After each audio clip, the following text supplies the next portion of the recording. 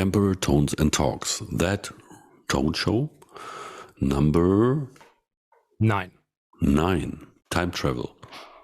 Let's have a look.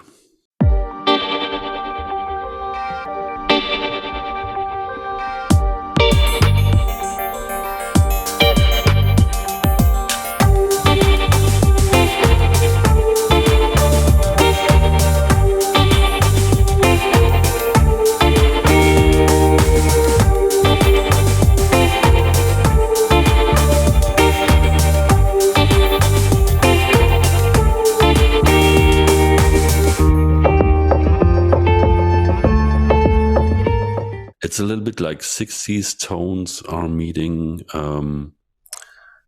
songwriting style, production style of the early 2000s. How did that come together? Yeah, just wanted to create this small song, little song, and put those two characters of reverb.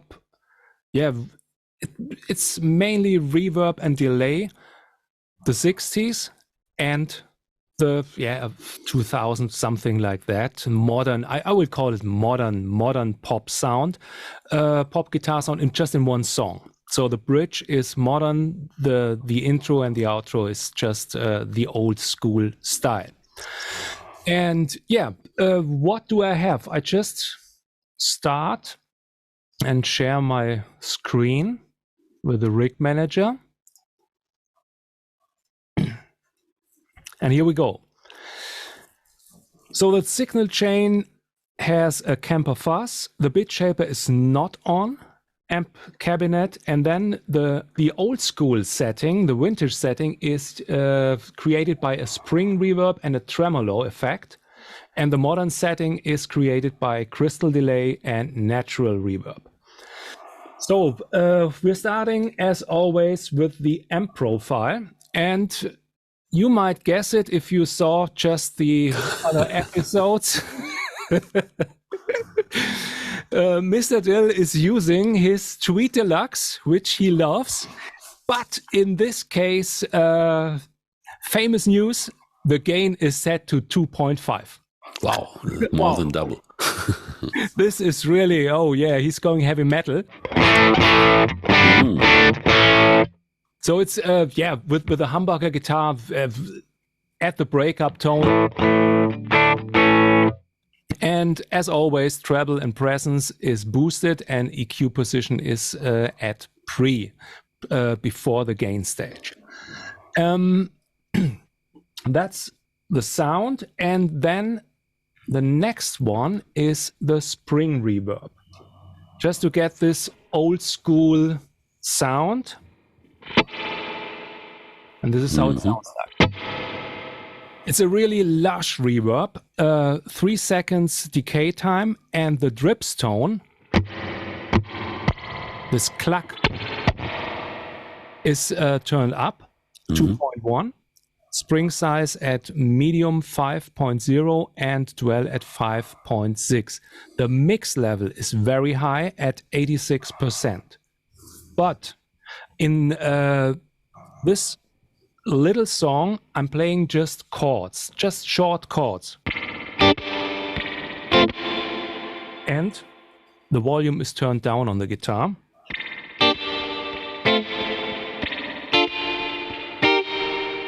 This is how it sounds like.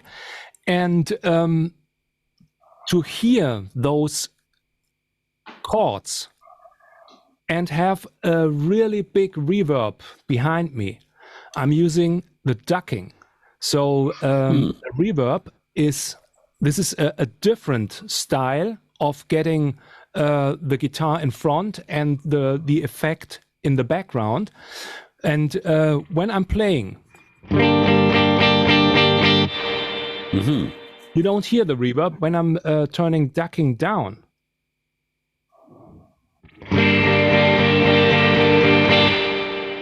Definitely too much. So I should turn the mix level down, but now I'm doing the other way, taking ducking to 2.6, and nothing's in the way when I'm playing.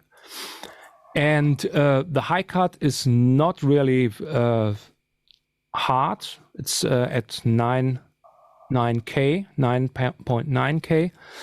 And yeah, this is it from the reverb. And I'm using the Kemper fuzz just to get, a bit thinner tone. And when I turn the volume on the guitar up, this is it. Way too much distorted. And if you like to try those sounds, because they are available from the Kemper website as a rig pack, turn the volume on the guitar down. Otherwise, you won't get that tone. And for me, I'd like to have a really thin guitar sound. These old 60s Kings, and yeah, what are they called? Sometimes those surf guitar tones, really thin sounding guitar sounds, and I create them with the Kemper fuzz. Because it shapes the tone a little bit, makes it thinner. As you see, the settings is drive is just at 2.1, so no hard distortion, volume at 0, middle position, and then the tone is turned up at 7.1 and definition at 5.5 and mix at 91%. So it makes the sound a bit thinner. And that's perfect for this current hysteria, music-wise. I don't know if you heard that. I think the series on Netflix, it's called Wednesday. Have you heard about that? Oh, no. No? Okay.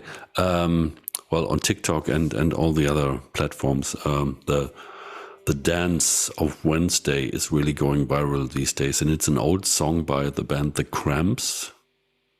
You might have heard. It's called Goo Goo Muck. Okay.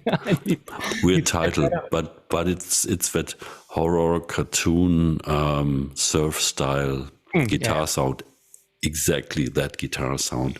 That's basically creating that song, and she's doing this weird dance that's going on right now. So it's really you're very relevant with that tone and that on top. Absolutely. But this is this spring reverb short sound it's timeless. Since the 60s, you can play that and everybody likes it. Yeah, that's true. Maybe some metal guys not, but it's a cool sound.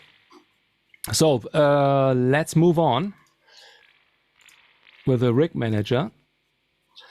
And I want to just show you the difference between without and with the Kemper fuzz. So the part without the Kemper fuzz.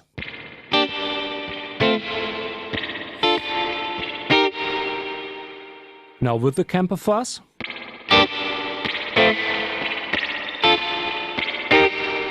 A bit too much distorted. I need to turn down. This is really a very thin line to get no distortion. Now I'm on 5 and 6 on the volume on the guitar.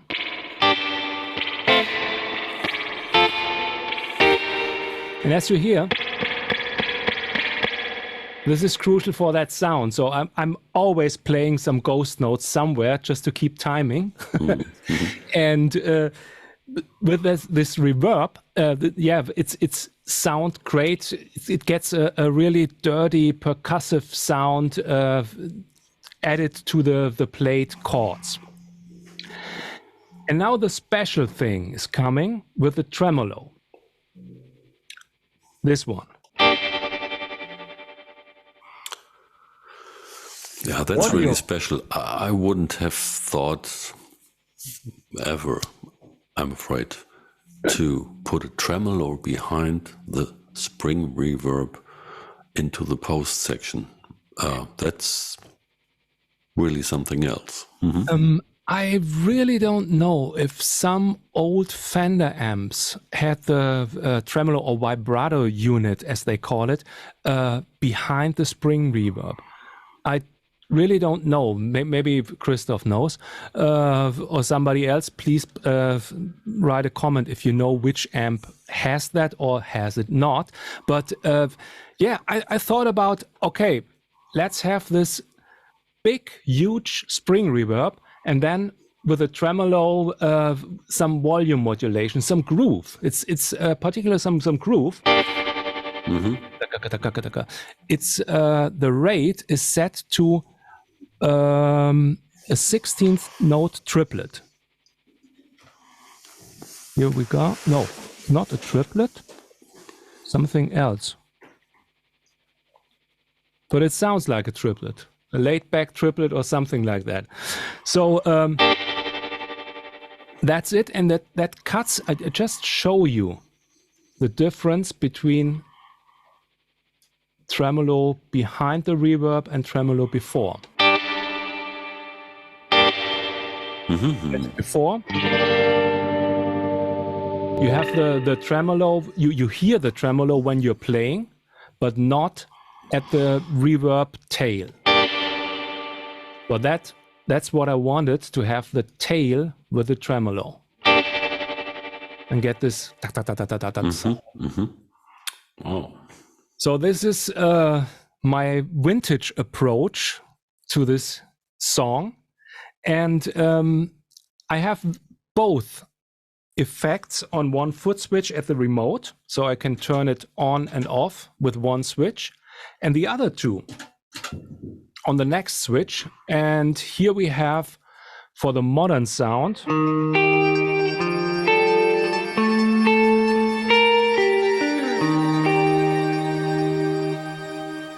again the combination natural reverb and crystal delay. So the natural reverb is, yeah, some kind of sounding identically to the spring. Long decay time at 2.2 and mix level at 70%. And the high cut not too high at 6.4. And yeah, nothing fancy stuff going on here. And the really, the interesting sound is created by the crystal delay. And here we have again the crystal pitch set to 12, so an octave higher.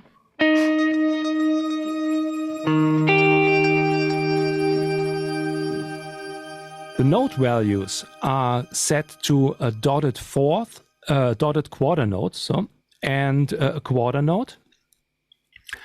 And in this case, the input swell. The other episode where I'm using the crystal delay, I had the input swell set to, I think it was 40 or 40, so that the delay, the crystal delay sound fades in. But this is here not. I have it at 20% and the crystal delay kicks in really fast.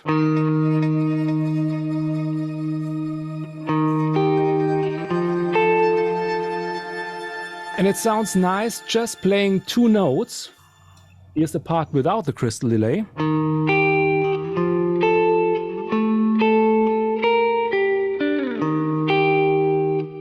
And with the crystal delay.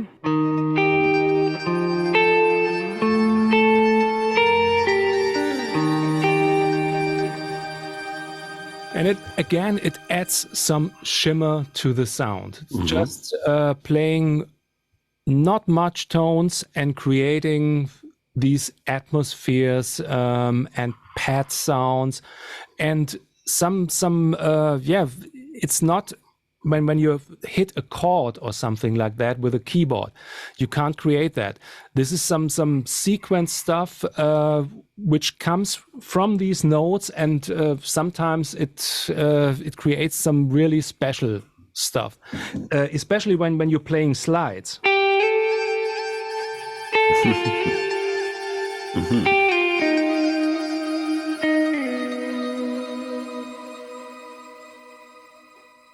Yeah, and this is it. Modern reverb style, old school reverb style. Yeah, that's pretty interesting, especially the tremolo as the last in the last slot after everything, because what came to my mind there was Green Day. Boulevard of Broken Dreams. Boulevard of Broken Dreams. Indeed, they have this chopped off guitar tone in the beginning, and a lot of people are discussing or asking how to do that live, because it's not that usually not that drastic if you have the tremolo in front, if it's not a real cutter, but if it's put behind the amp after everything, it could be exactly that. That has to be tested again. I think so, if that would be possible, to get closer to that thing. And then it's possible to play it with a band as well, because then you just have to stand on the beat scanner and you'll be in time and synced with your band. Wait a minute. I guess. Here we are. Here is the tremolo. Yeah, there you go. Not really that sound.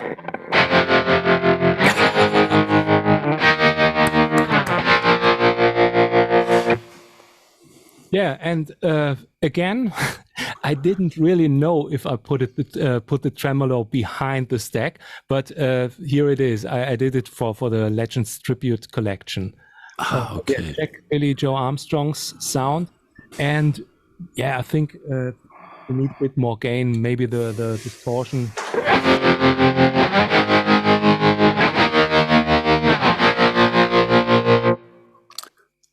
It's in the Legends Tribute collection, people. Yeah. So nailed it. Awesome. Yeah, wonderful. Cool. So this is sometimes everybody tells you the order of the effects in the signal chain, and sometimes it's for 80% it's okay to use that this way, but if you want to have something special, do it the wrong way.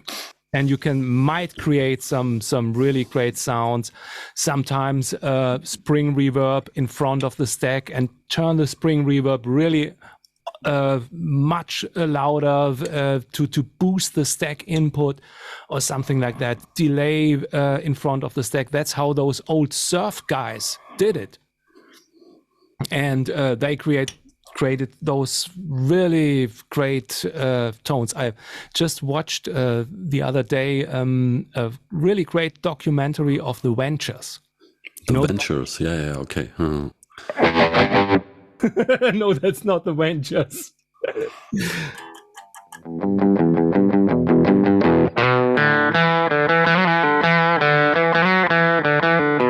Not that sound, but they...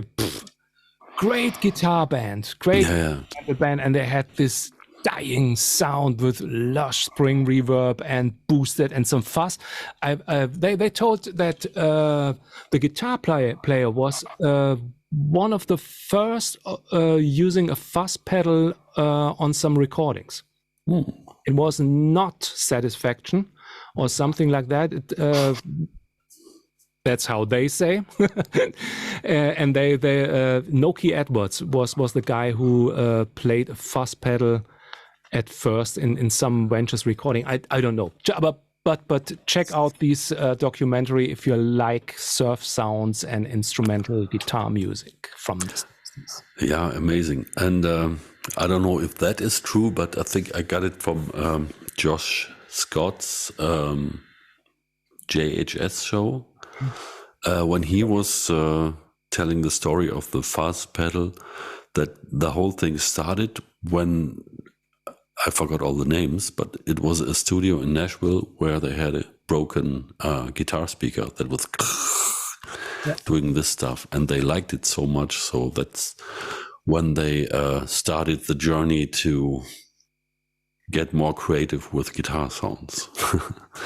And I think that was in the 50s. I don't know for sure, but that's also recommended. Check out the JHS show, because if you want to learn about pedals and where the idea comes from and the history of all that guitar tones, how these things came together, that's definitely interesting. And you might have heard that Josh has been lying to all his people for a long time, because for an entire year he wasn't using any amps. He was using the Profiler with all his pedals, and that's quite something.